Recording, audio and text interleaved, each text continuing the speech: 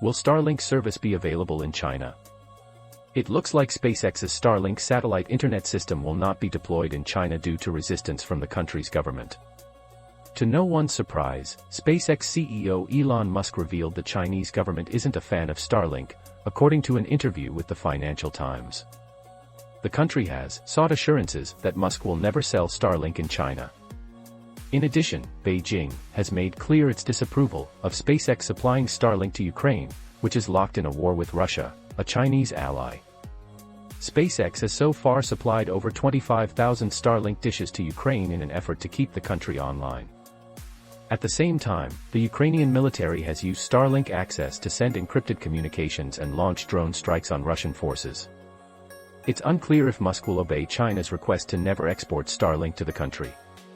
But it's doubtful he'll defy the Chinese government. His other company, Tesla, has a major factory in Shanghai, which can produce hundreds of thousands of electric vehicles to serve markets in Asia and Europe. If Musk angers China, the country's government could move quickly to shut down the factory and block electric car components from reaching other Tesla factories. China probably isn't a fan of Starlink expanding to the country over fears the satellite internet system could provide a way for Chinese citizens to surf the internet free of any censorship.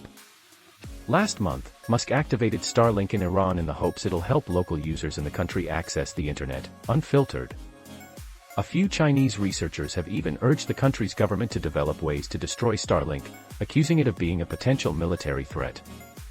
Even if China did permit official Starlink sales in the country's government would demand SpaceX heavily censor content on the satellite internet service, which would hold little appeal for Musk, a free speech advocate.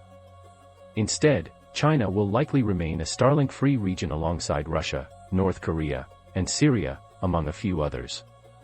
In the same interview, Musk also floated a pro-China solution to the country's effort to reclaim Taiwan.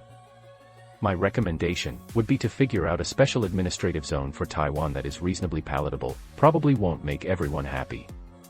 And it's possible, and I think probably, in fact, that they could have an arrangement that's more lenient than Hong Kong, Musk said.